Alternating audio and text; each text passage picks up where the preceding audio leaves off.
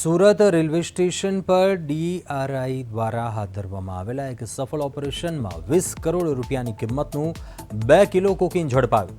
તેજસ રાજધાની એક્સપ્રેસ ટ્રેનમાં મુસાફરી કરી રહેલા મુંબઈના ફઝલ અહેમદ સૈયદ નામના શખ્સને બાતમીને આધારે ઝડપી પાડવામાં આવ્યો હતો।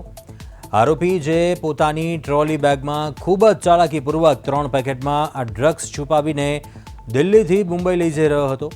ફોરેન્સિક તપાસમાં પાવડર કોકીન હોવાની પુષ્ટિ થતાં જ ડીઆરઆઈએ આરોપીની ધરપકડ કરી। આરોપીને સુરત કોર્ટમાં રજૂ કરાતા તેના 1 દિવસના રિમાન્ડ મંજૂર કરાયા છે, તેમજ આવતીકાલે તેને ફરી કોર્ટમાં રજૂ કરવામાં આવશે। સુરત જ્યાં રેલવે સ્ટેશન પરથી કોકીન ઝડપાયું, તેજસ રાજધાની એક્સપ્રેસમાં ડીઆરઆઈનું સફળ ઓપરેશન।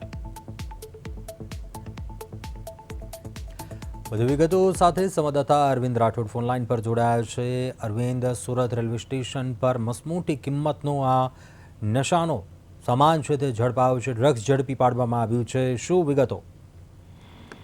બિલકુલ કોણ જે પ્રકારે સુરતમાં આમ તો જે પોલીસ ચલાવી રહી છે મુહિમ no drugs in Surat city, ત્યારે સુરતમાં જે પ્રકારે ડીઆરઆઈ દ્વારા જે મુંબઈના પેસેન્જર પાસેથી અદાદા કહી શકાય એટલે કે 20 કરોડથી વધુ કિંમતનું જે કોકેન છે તે ઝડપી પાડ્યું છે। ત્યારે જે રીતે તેજસ રાજધાની એક્સપ્રેસ ટ્રેનમાંથી 2 કિલો કોકેન સાથે મુંબઈના શખ્સ છે તે ઝડપાયો છે અને શંકાસ્પદ પાવડર જે કોકેન હોવાનું ખાસ કરીને ફોરેન્સિક તપાસમાં પોઝિટિવ આવ્યું છે। ત્યારે ડીઆરઆઈ દ્વારા આરોપીને સુરત કોર્ટમાં રજૂ કરી અને 1 દિવસનો રિમાન્ડ મંજૂર કર્યો છે અને આવતીકાલે ચાર્જ કોર્ટમાં રજૂ કરાશે। પરંતુ મહત્વની વાત છે કે રાજધાની એક્સપ્રેસ ટ્રેન નંબર કોચમાં B5 સીટ નંબર 33માં જે મુસાફરી કરી રહેલ એક પેસેન્જર પાસેથી આશરે 2000 કિલો જે કોકેન છે તેનો જથ્થો છે તે ઝડપવામાં આવ્યો હતો અને પકડાયેલા આરોપીની ઓળખ ફઝલ અહેમદ સૈયદ છે તે મુંબઈની ઓળખ થઈ છે। જ્યારે આરોપી પોતાની ટ્રોલી બેગમાં જ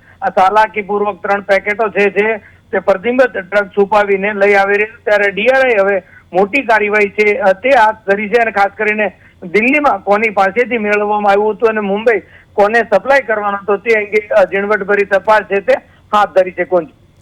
ચોક્કસથી અરવિંદ, આભાર વિગતો જણાવવા બદલ।